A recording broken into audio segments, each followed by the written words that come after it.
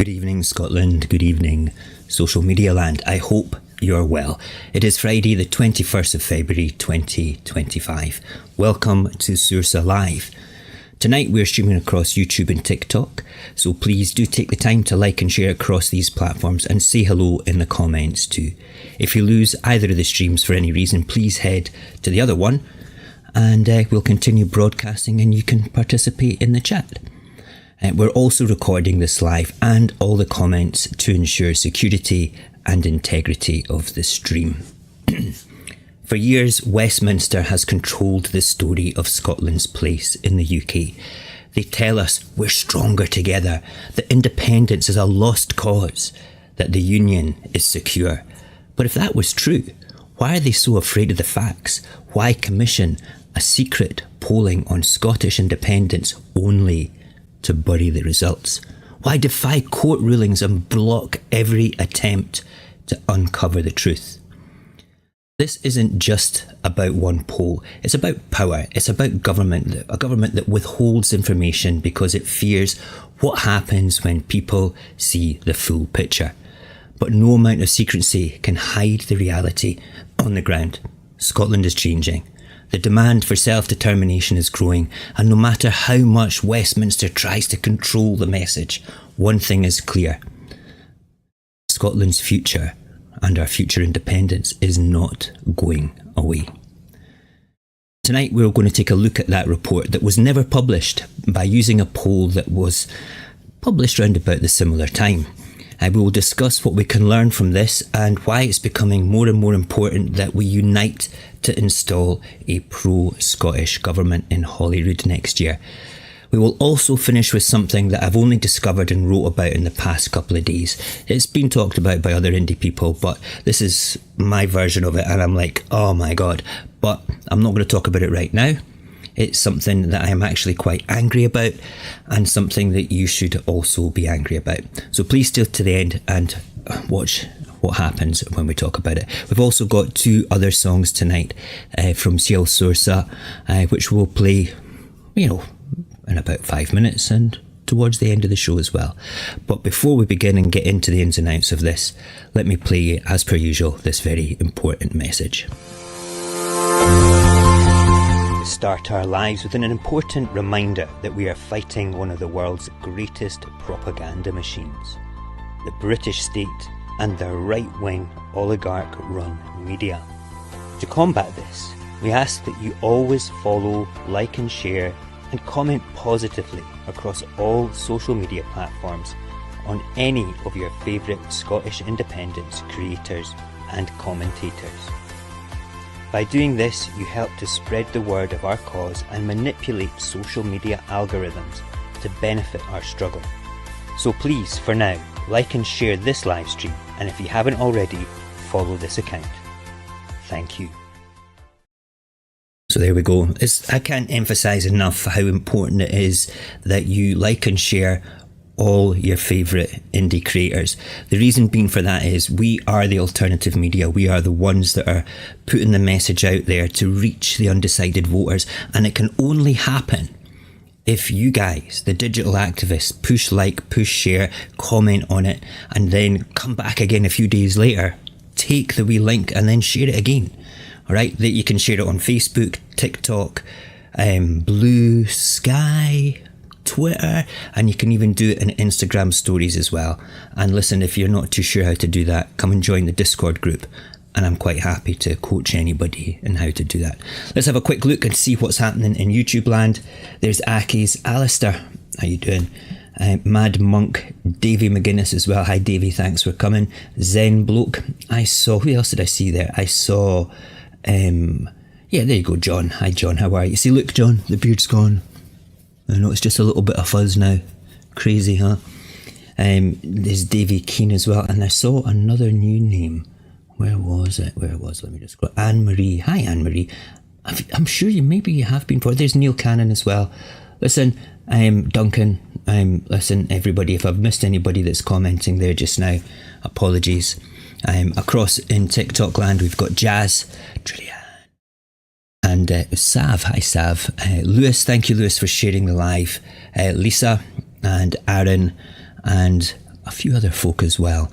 Right, so right now we have 12 people across in TikTok land. That's the most we've had in ages. Thank you very much. It doesn't sound like much, but we used to get more, but for some reason YouTube land seems to be more popular these days. Listen, we're going to go through, we've got 4 segments to go through tonight. Each one's about 5 minutes long. We have a song after the first one, and then a couple of wee jingles and a song after the last one, and then we'll wrap up. Okay, so let's just get started with what we're going to do tonight. Okay, excuse me. What does it say about a government when it hides the truth from its people, the people it governs? When it ignores legal rulings, suppresses information, and refuses to let the public see what it already knows? The government has secret polling on Scottish independence, the UK government, and despite being ordered to release it by the courts, they've refused to do so. The question is why? So during the height of the COVID-19 pandemic, while the world was in crisis, Westminster found the time and the resources to commission a private polling on Scotland's future. Using public funds, they wanted to know the real state of opinion on the Union. But when the results came in, they buried them. If the data had shown that Scotland was securely part of the UK, do you think that they would have hidden it? Of course not. They would have used it as proof that independence was a lost cause. The fact that they won't publish it and they don't even speak about the results is unbelievable. Unbelievable. So what we have to look at with this, right, is we need to understand straight up they've used public money and they've never released it. Now there is a a poll out there by Onward that people sometimes get muddled up. I've got a wee link for it here. Let's just bring up, hold on a second. There we go. So that's at the State of the Union. That's the front of their page. Okay, Onward. And if you screen capture this, you can use the QR code to actually go to it and look at it yourself. This is not the government one though, all right? It's not. There's been fact checking done on it, and it's not the one that Michael Gove had commissioned to do. It's also, the link is also in the description of this video tonight. Okay, now the SNP and private individuals took legal action to force Westminster's hand, and the courts ruled in their favour, and the UK government was ordered to publish these findings. But years later, nothing. Every freedom of information request has been blocked. Every legal ruling has been ignored. And this isn't a mistake, it's a choice. A government that is confident in its position does not hide its own data. A government that fears exposure, on the other hand, does. So if Westminster refuses to tell us what they found, we're going to have to look elsewhere, and that's why we looked at the Onward State of the Union poll. Okay, this was probably the most detailed public study of Scottish opinion since 2014. It came out in 2021, so a lot's happened since then. And yeah, if you want to, you can go and have a wee look at the link that I have put in the description of this video tonight. So, what did that report find? Okay, first of all, amongst younger voters, Yes had a commanding lead, with those under 45 backing independence by more than 30 points. Working class Scots, traditionally a key demographic for Labour and the Unionist parties, were shifting also towards independence. And there was one warning above all, and this I found quite interesting. Blocking a second referendum wouldn't weaken the movement, it would strengthen it. Many voters said that they would be more likely to support yes if Westminster denied them the democratic choice. And I found that quite interesting. Deny our rights and you're going to have a rebellion on your hands. One of the other most interesting findings from the poll was about Nicola Sturgeon. She was seen as a major asset in 2021 because nearly a third of yes voters said that they would be less likely to support independence if she resigned. But since then, the landscape, as we said, has changed. There's been internal party conflicts, the Salmon Sturgeon scandal, and the police investigation into SNP finances, shall I say, ongoing investigation into SNP finances that have all shaken, to a certain extent, public trust of the party, and by extension, the independence movement. Westminster and the Unionist media have used this turmoil to undermine not just the SNP, but us activists as well. But here's the thing, it was never about one leader or one party. Okay, the desire for our Scottish self-determination goes far beyond political figures, and the UK government knows this, and that is why they're hiding the truth. So what are they actually afraid of? The brief pieces of data we just discussed were from a publicly available poll, but we need to ask why the United Kingdom government are not willing to disclose this data. If the secret polling had shown Scots were happy in the Union, it would have been front page news. Instead, Westminster's acting like a government that is terrified and has something brutal to hide. Maybe the data showed that support for independence was even higher than expected, even higher than publicly available polling. Maybe it confirmed that even more Scottish youngsters and the working class folk were moving towards yes. Maybe it revealed that Westminster's constant warnings about a potential economic collapse in Scotland if we were independent and constitutional impossibility were failing to convince voters. Whatever the truth, Westminster decided that it was so damaging that they would rather defy court orders than allow the public to see the results. This alone tells us everything that we need to know. But it's not about just that one poll, it's about the long history of Westminster controlling the narrative, keeping the public in the dark, manipulating the facts. Scotland's right to choose in its own future is not something that they are willing to respect. If they can withhold information on something as fundamental as independence, what else have they buried? What else are they hiding from Scotland? This is about more than transparency. It's about democracy itself. The UK government is treating the people of Scotland as a problem to be managed, rather than a nation with the right to decide its own future. If Scotland was truly dependent on the UK, Westminster wouldn't need to do all of this. It wouldn't need to suppress information. It wouldn't need to gaslight the population. It wouldn't need to break its own laws to keep control. The only conclusion left is that Scotland's independence movement is not just alive, it's growing, it's thriving, even if we argue amongst ourselves. And Westminster knows that if Scots see the full picture, they might start believing that that independence is not just possible, but inevitable. So ask yourself, if the UK government is so desperate to hide this information, isn't it time to question why? We should be asking all those new Labour MPs that are in Scotland, we should be writing to them and saying, why have you not released that information now? Because they'll have access to it. And if Scotland's place in the Union is as strong as they claim, why are they so afraid of the truth? Because the truth is, the Union is not as stable as they want you to believe. And the longer Westminster tries to silence Scotland, the louder the demand for self-determination will become. Scotland deserves to know the facts. We do.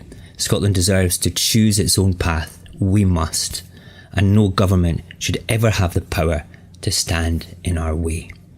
We're going to wrap up this segment with a wee song that I wrote the lyrics for Saorsa, which is actually about everything we just discussed.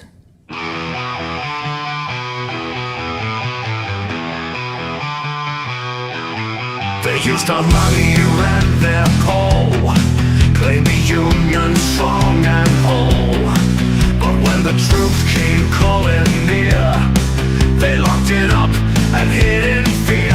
What have they got to hide? Why won't they show the score? If they believe their own damn lies, they'd have thrown it out the door. The course to show it, let it go. But Westminster just whispered no. They rather break their own damn law than let us see what Scotland saw. What have they got to hide? Why won't they show the score? If they believe their own damn lies, they'd have thrown it out the door. They know the Union's on its knees, cracking wide like broken seas. They fear the day the truth comes out, 'cause Scotland's done with fear and doubt. What have they got to hide? Why won't they show the score? If they believe their own damn lies, they'd have thrown it out the door.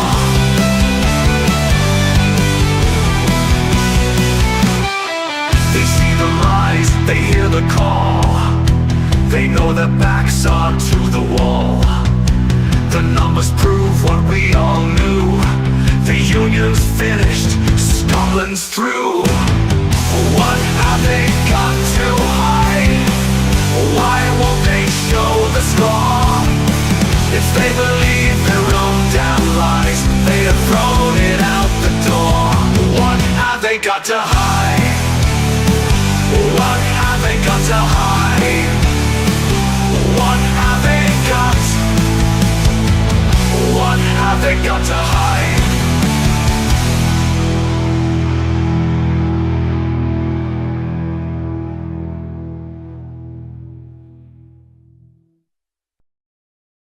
Oh, look at that. Oh, look at that. My camera's all wrong. There we go. That's better. Right then, so let's have a quick look. There was a couple of discussion points I saw in the comments there. Liv, great comment there. The longer we remain in the Union, the more businesses are going to be shut down in Scotland, hoping to derail us. I think it is like economic and business sabotage of Scotland businesses a lot of the way with everything that's going on. If you look at Grangemouth as a whole, as a perfect example, that whole site could be repurposed to do a lot more things. Like, for instance, they're spending money on a new runway down south at Heathrow, right? Why can't we repurpose Grangemouth to make jet fuel, or clean hydrogen, or anything at all, instead of shutting it down and losing the whole business? They're willing to spend £1 billion to refurbish Old Trafford, but not a penny on Grangemouth, on Scottish infrastructure. So it's a definite valid point. I'm a great believer that it is deliberate, Liv, without any doubt. And Davey McGuinness, great point here. It's not about Scotland, it's about England's desire to become independent. They can't admit that they can't afford to stand on their own 2 feet. It's very true. Scotland is the cash cow. We are the ones that they milk for everything. If you look at, the reason I got into independence when I was a kid, I was about 12 years old. Oil was just discovered. They were starting to pump it ashore, and I used to watch this television show called Dallas, which was about the Texas oil barons, and I thought, wow, look, they're super wealthy. We're going to have a Scotland that's going to look like all the great cities in Texas. But no, exactly the opposite happened. We ended up in a desperate place as London grew and Docklands was built with Scottish oil. Shocking. Right, yes, and you're right, there's 60 million as well going to Ineos to help refurbish or build their new refinery across in Belgium. And Belgium doesn't even produce oil or gas. I think they've got 4 or 5 refineries over there. I don't know.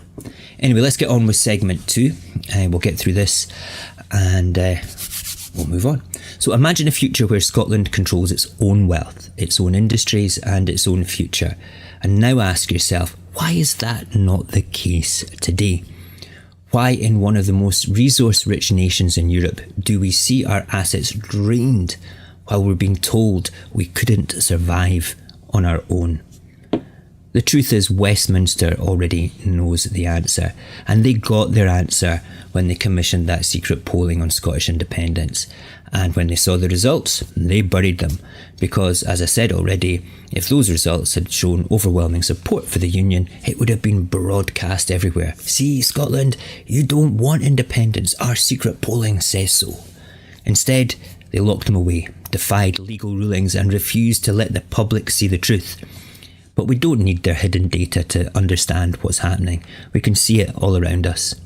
Scotland is not just part of the UK, it's an asset to the UK that Westminster can't afford to lose, and they will do everything they can to keep it that way.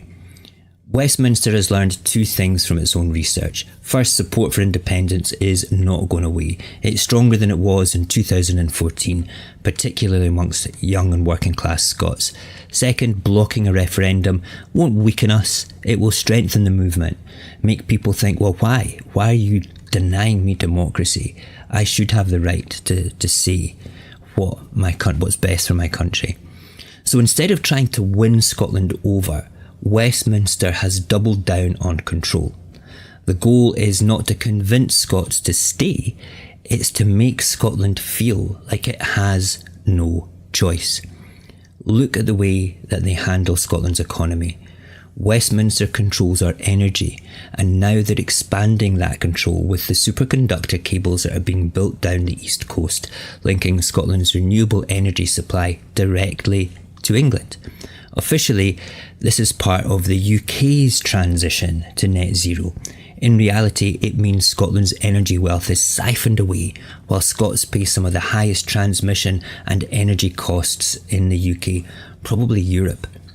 Scotland produces far more energy than it consumes, yet somehow Scots pay more while Westminster benefits.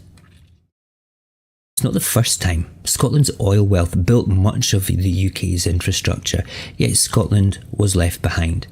And now, as I mentioned earlier, our last refinery, Grangemouth, is closing this year. And that means if Scotland were independent tomorrow, any oil extracted in Scottish waters would have to be sent elsewhere, probably to England for processing. And that didn't happen by accident. Westminster planned for a long-term outcome, potentially with the refinery as well, because it doesn't close overnight.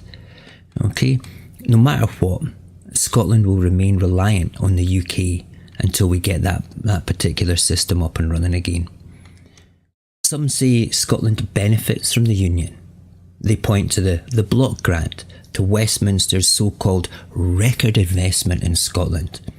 But the numbers tell a different story as well. Scotland's share of UK government spending has fallen to its lowest level in almost a decade.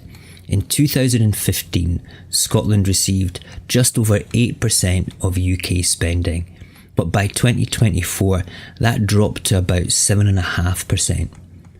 This is how Westminster operates. It takes from Scotland, then gives back just enough to make it seem like a gift. Labour politicians in Westminster call it proof that Scotland is stronger in the UK, but the truth is simple. It is Scotland's own money, repackaged as a gift of generosity from a toxic babysitter. And Westminster's control is not just economic, it's psychological. For years, Scots have been told that Holyrood is failing, that Scotland cannot stand on its own, that we're too small, too poor, too weak. And even when we see things like our NHS outperforming English and Welsh NHS, even when we see Scottish education ranking higher than much of the UK, the same message is repeated. Scotland cannot survive without Westminster. It is SNP and Holyrood mismanagement of Scotland's assets. It's a tactic as old as history. Convince a nation that is powerless and it will stop believing in its own strength. It's not about making Scots love the Union. It's about making them afraid to leave.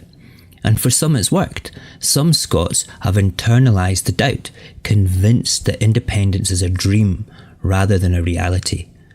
And that is how control is maintained, not through force, but through fear. But here's the truth. Westminster's the one that's afraid. If Scotland were truly dependent, why would Westminster need to suppress that report? Why would they go to such lengths to keep Scotland in the dark? Why would they need to extract resources, manipulate numbers, control the message, and send us less than half our revenue that we've generated here back as a block grant? What could we do with all that money if we kept it? Can you imagine? Can you imagine the sort of nation that we would have? It's crazy. The reality is undeniable. Scotland is an asset. Scotland is a resource. And Scotland is what keeps the UK afloat. But how much longer will Scots accept this? How much longer will we be? And it's a pity that so many Scots still don't.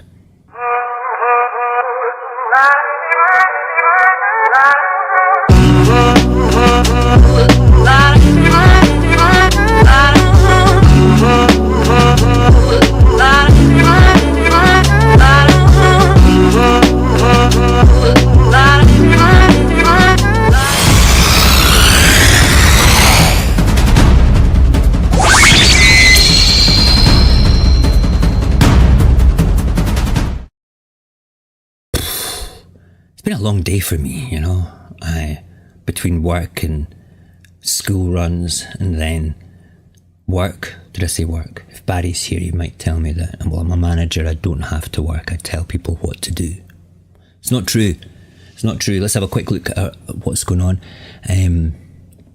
Great conversation. We've actually got 13 people across in TikTok land. Thank you, TikTok land. I'm lagging. Am I lagging? Am I lagging? YouTube land is give me a thumbs up if the stream is okay at your end, because apparently I'm lagging on TikTok. Give me a thumbs up on TikTok land if everything's okay. We'll just wait a minute or so. Yes, thank you, Barry. I don't work. There we go. I knew you were hiding somewhere. Yeah, let's have a quick look again. It's a record investment in cash terms. That's the bit people either don't hear or don't understand. It's a meaningless measure. You're absolutely right, Sky Echo. It's the percentage is less, the cash is more, but wow, it's just not. It's not really, is it? Things cost more these days, without a doubt. Thumbs up, everything's okay in TikTok land. Thumbs up, and everything's okay in YouTube land. That's cool. Right, we're into segment 3 just now. Let me begin. So Scotland's future is not something that's going to be given to us. It's something that we're going to have to take. For years, we have reacted to Westminster's decisions, challenging their policies, countering their narratives, and fighting for every scrap of power. But a country cannot define itself by what it stands against. It must define itself by what it stands for. Scotland has everything it needs to thrive, and as an independent nation, we would just be incredible. That fact is beyond debate. The real challenge is making sure that Scots believe it, all Scots, including our unionist friends, because we're going to have to live with them when we are independent. We always have to remember the independence movement is for every single Scot, and we want to build a Scotland where everyone counts. Westminster has spent generations embedding the idea that Scotland is too wee to survive, and it's too uncertain in its abilities to be consistent, to stand on its own, and to use our divisions within the independence movement just to keep pushing that. And for some, that message has worked. Even those who support Scottish independence sometimes feel hesitant. I mean, how many people who voted Labour last year are independent supporters?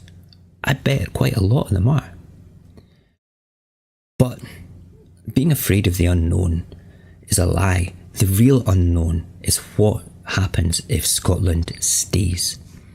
In 2014, Scots were told that voting no was a safe choice, that the decision had to be, that decisions had led to more, that decision has led to more instability, not less.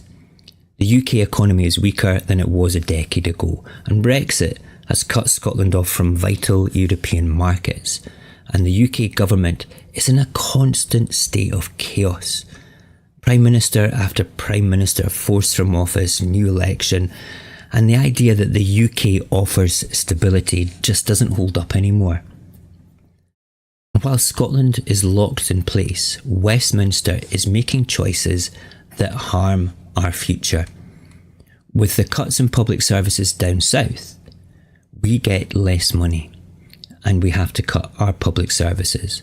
And as a result of that, many of the local authorities now are considering increasing local council taxes.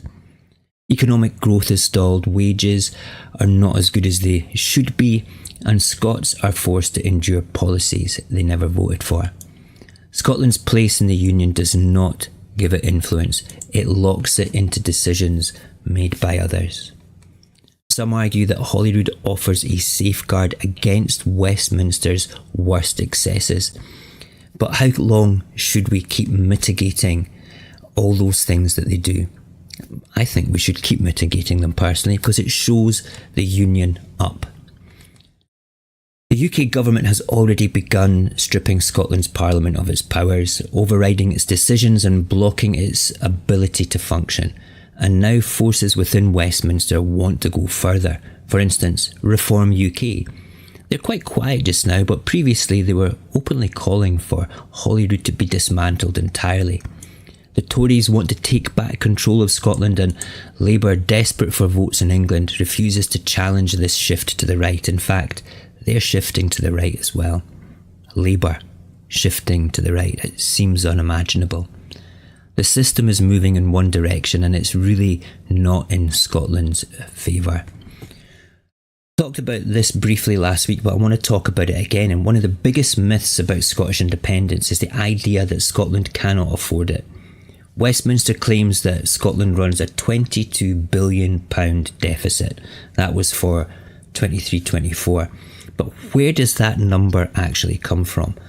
I think it comes from, I think they just pull it from thin air, actually, to be perfectly honest. But if we were looking for a way to find a tangible reality to where roughly that amount comes from, we can look at Westminster's £265 billion payment on quangos down south.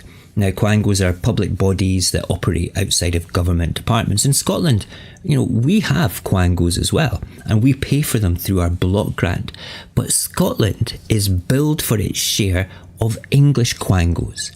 So £265 billion, okay, 8.1% Scotland's population, the figure that they like to use when they're divvying things up, 8.1% of 265 billion is 21.5 billion. And that is too close for me to ignore that could be the £22 billion deficit in public spending that Scotland has.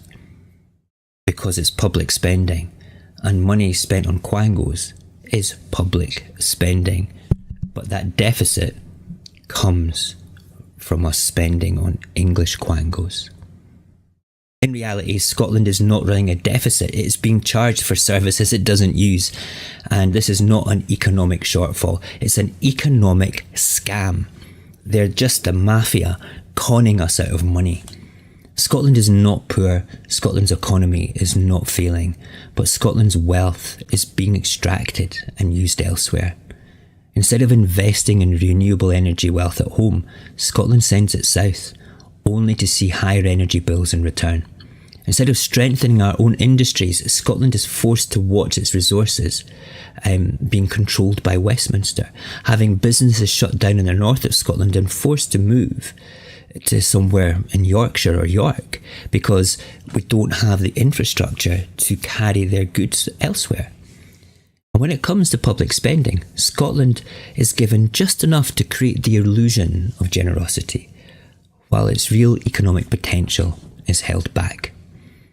Westminster relies on division to maintain control. It wants Scots to fight amongst themselves, to argue over the SNP, ALPA or the Greens, while the Union remains intact. But the independence is not about one political party. It is about one fundamental question. Who should have the power to govern Scotland? Right now, that power does not lie with Holyrood. It does not even lie with the people of Scotland. It lies with Westminster, where Scottish votes are outweighed every single time. And even Scottish MPs who are with the Labour Party, who should be thinking about Scotland first, are not. That not make you mad? Where decisions made by English swing constituencies, okay? Where decisions made by English swing constituencies in elections, that will also determine who governs Scotland. Okay? Where every attempt to seek a democratic path to self-determination is blocked before it can begin. These are things that so many Scots take for granted. They just move on to their coffee stop lifestyles and just maybe complain about it once, but then they'll be talking about the football or they'll be talking about something else. It's up to us activists to engage positively with these people. They need to see what's going on, and it's more important now than ever before. Scotland's future cannot be left to chance. The longer Westminster holds control, the harder it will be to break free. The 2026 Holyrood election is not just another vote, it's the opportunity for a political turning point. If pro-Scottish voices are divided, Westminster-backed unionist parties could gain control. And if that happens, Holyrood's ability to protect Scotland's interests will be permanently weakened or even destroyed. The world must see that Scotland speaks with one voice, not as an SNP policy as such, not as a partisan debate, but as a national choice. The time for waiting has passed. Westminster will not offer Scotland more powers. It will not allow another referendum. There's no use hanging on to that. It's already working to shut down the rights of devolved nations. If Scotland does not act, it will not just lose the chance for independence, it will lose the power to make the choice at all. I don't trust a single unionist party in Holyrood. This is why when I vote next year, I will vote SNP 1 and any other Indie 2 because I'm in the Central Belt. Down in the south of Scotland and up north, it might be better to vote SNP 1 and 2. But we'll see closer to the time when the polls are going on. But we need to remove ourselves from the political debate between pro-Scottish parties and install a pro-Scottish government. That is an SNP government and as many pro-Scottish bums on seats as we possibly can on the opposition benches. We need to drive the unionists out of Holyrood because, unfortunately, there's a shift from Tory voters to vote for reform. And they know how to manipulate the D'Hondt system. They know and understand that. It frustrates me that there's many Scots, pro-Scottish Scots, that still don't get it. That we have the potential to make a super majority in Holyrood for pro-independence. Yeah, do you know what? Let's consider it was the Greens and Alapa that were in the opposition parties and they're being bitchy towards the SNP. So what? It's pro-Scottish. They're being bitchy about stuff going on in Scotland. It's much better than being bitchy about stuff that's going on in Westminster. Come on. There we go. I hope this changes. I really, really do.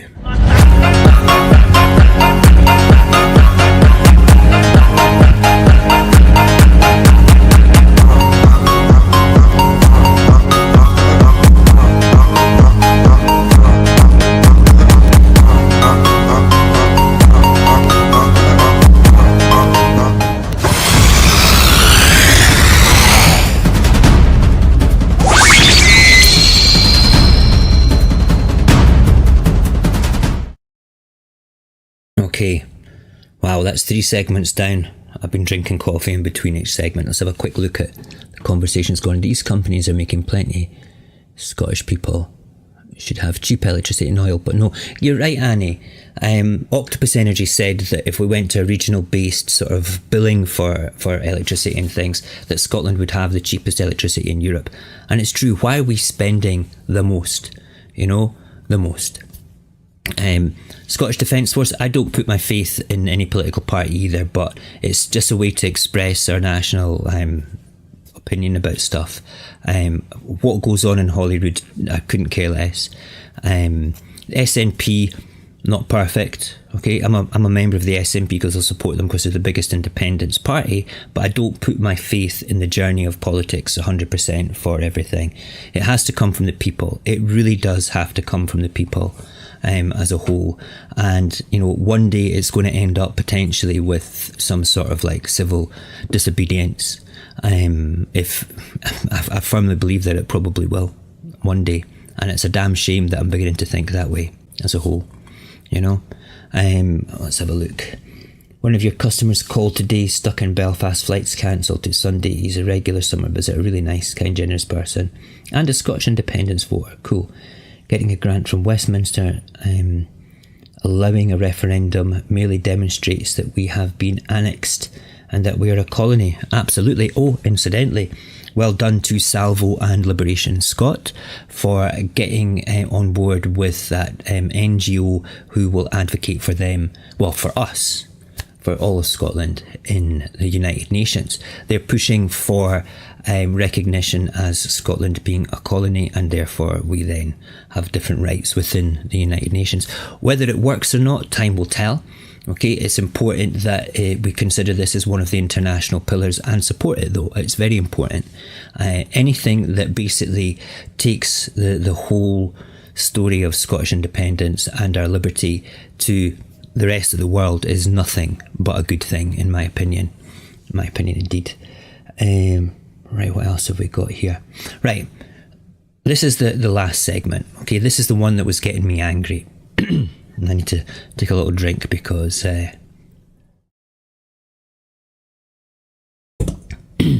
my throat is getting clogged up. So, you may have read recently that Westminster want to redefine the definition of what a single malt whisky is. That pisses me off completely. So I'm going to read what I wrote about this, okay? Because I think it's important that we understand what is going on. And then once this is finished, I'll play the second song by Saorsa, which is quite a bouncy one, and it's a good one to finish on. So, they have taken our oil, they have taken our renewables, and now they are coming for our whiskey. Yep, you heard that right. The UK government wants to change the legal definition of what a single malt whiskey is. Not to protect it, not to uphold its world-class reputation, but to let English distilleries cut corners, slash costs, and flood the market with cheap, lower quality whiskey. Right now, a single malt means quality, tradition, and a deep connection to a geographical place. It means something made the right way at a single distillery with expertise that has been passed down through generations. It's a symbol of Scotland itself. Scottish whisky, a product of our land, our water, our history. But if Westminster gets its way, that all changes. They want English whisky to be called single malt, even if it's made in multiple locations, breaking every rule that has defined our whisky for centuries. This isn't just a rebrand, it's a full-scale attack on Scotland's greatest export. And let's be clear, this is no accident. First, they hiked the taxes on the whisky industry, making it harder for our distilleries to compete. Now they're trying to strip away what makes Scottish whisky unique. And if they succeed, it won't be just Scotland that suffers, it will be whisky lovers across the world. Whisky lovers that trust that single malt means something special. This is about more than just a drink. It's about our economy, our jobs, and our global reputation. It's about who controls Scotland's future. And if we let them do this to our whisky, what do you think they're going to come for next? But here's the thing. We're not going to let them get away with this because Scotland is standing up. The Whisky Association, the people who have spent decades defending the quality of our whisky, have called this move entirely inconsistent with what a single malt stands for. They know that once you start playing fast and loose with definitions, you will erode the very reputation that has made Scottish whisky a £5.4 billion industry. 5.4 billion. No wonder the English whisky folk want a piece of that. You know, that's crazy. The Scottish Government is also fighting back, and John Swinney has vowed to do whatever it takes to stop this attack on our whisky. Rural Affairs Secretary Mary Gourdon has warned that this plan could be devastating, ripping away connections between whisky and the place it was made. And even people like Graham Leadbitter are making it clear, this is one of our elected MPs, this is an act of sabotage, a deliberate move by the Labour government in Westminster to undermine Scotland's economy and to set out our industries to the highest bidder. And this isn't just about politics. It's about every single Scot from Islay to Inverness, from Glasgow to Aberdeen, who takes pride in what we make, what we build, and what we export to the world. Westminster has ignored Scotland before, but they're not going to ignore us on this. Because let's not pretend, this is not the first time they've done it. Our oil, sucking billions out the North Sea, spent the profits on Westminster's priorities and left Scottish communities to pick up the pieces. our renewables, we've talked about that many times, and now our friggin' whiskey, cheapening it, undermining it, and selling us out once again. We all know what's coming next. More excuses, more betrayals, and more broken promises. They tell us to trust them, that they will protect our industries, that they will back us to the hilt. But when the time comes, they side with big corporations, the lobbyists, and their own interests, but never with Scotland. But here's the good news. We don't have to take it anymore. We just need to convince enough people to move forward positively in the election next year, and then also with Mike Fenwick's declaration of a sovereign Scot. Okay, I have 100 declarations. We will talk about that briefly at the end as well. Okay, and we need to convince enough people that independence is the right thing.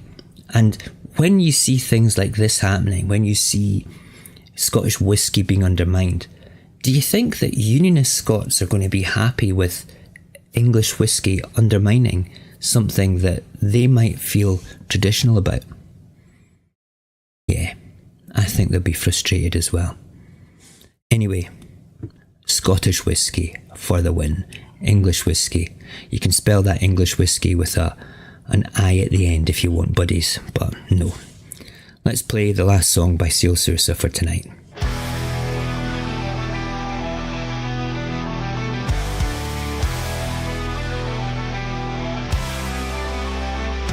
They draw the lines, they call the shots. Take what's ours and leave us not. But we see through their tired game. Scotland's rising won't be tamed. Scotland is ready. Scotland is ready for independence. No more waiting, no more chains. We'll stand together, break the reins. Scotland is ready. Scotland is ready for independence, for independence. They say we're small, they say we're weak, but listen close. When Scotland speaks, our wealth is strong, our hearts are true. We know exactly what to do. Scotland is ready. Scotland is ready for independence. No more waiting, no more chains. We'll stand together, break the reins. Scotland is ready. Scotland is ready for independence, for independence. No more lies, no more lies, no more fear, no more fear. Our time is now. Our day is here. The future's ours. Let's take the call. We rise as one. We rise for all. We build the wind, we sail the seas, we feed the world, we plant the trees. Scotland's future, bold and bright. Time to stand and claim our right. Scotland is ready. Scotland is ready for independence, for independence. They say we're small, they say we're weak, but listen close. When Scotland speaks, our wealth is strong, our hearts are true. We know exactly what to do. Scotland is ready. Scotland is ready for independence. No more waiting, no more chains. We'll stand together, break the reins. Scotland is ready. Scotland is ready for independence, for independence. Independence for independence. I gotta say, I fucking love that song. It's the best one I've written so far. It has me bouncing every time. And thank you for the compliments from Lisa and Scottish Steve. Oh, I never saw you come in, Scottish Steve. But thank you very much. And Scotland is ready for independence by a long shot. These songs I'll add to the playlist for Saorsa on the Saorsa Scott YouTube channel, so anybody can copy them and copy the link and post them whenever they want. Download them, use them, don't care, they're there for public use. I do not make royalties or a penny on them at all. They are for the independence movement. They are designed to be inspiring for different people, for different parts of the independence movement. I think I've got about, if these two go up, I think there'll be about 10 on the playlist now for them. So please do use them. And then if you do use them, just ask people to go and subscribe to the YouTube channel, because the more people we get into the YouTube channel subscribing, the more it will go out, the messages will go out. We're sitting at 1,200 on the YouTube channel just now, and I love that. And I've got to thank everybody across in YouTube land for basically helping promote what I do. It's a big ass deal to me. There was a great comment by Andy there about the malt whiskey. Are we going to see Glen Scunthorpe single malt? Glen Scunthorpe. What a thought. What a thought. Right, okay, that's us for tonight, okay? I will say a couple of things before we go, that we do have a whole bunch of social media that you can follow us on, YouTube, TikTok, Blue Sky, Instagram and Facebook. All the links are for what I do, and what Saorsa actually does is on lazylinks.co.uk/Saorsa. You will find every one of the links that we have there as well. Now we also have a Discord server where I'll be heading after this and invite everybody who's got access to it just now to come across. There was a couple of people that have sent me emails about that. I've replied to them. I need to have your Discord name so I can get you in on it, please. But all you have to do is have a, well, you know something, I'm not too bothered about the verifiable social media just now. If you want to, if you're a viewer here and you're pro indie, if you're not, it will become apparent very quickly on the Discord server, and you just follow the rules and we'll chuck you out. Haha. You don't get into the Discord if you're a unionist, okay? We can tell, right? We can. Anyway, so basically you can send a wee email to info@saursascott.com with your Discord name, and then I'll friend you on Discord and send you an invitation. Very, very important. Okay, and we also have our website as well, up here, saursascott.com, where we publish blogs. All the videos go there as well. And now that I've got enough tunes, Barry, I think I've got enough tunes to use for the media player thing for the music. So we'll have the Saorsa music up there as well. Okay. And that's us for tonight. That is us for tonight. I'm going to head to Discord. I'm going to go make another coffee. I'm on a back shift tomorrow, which means I can stay up for a little while and chat to everybody.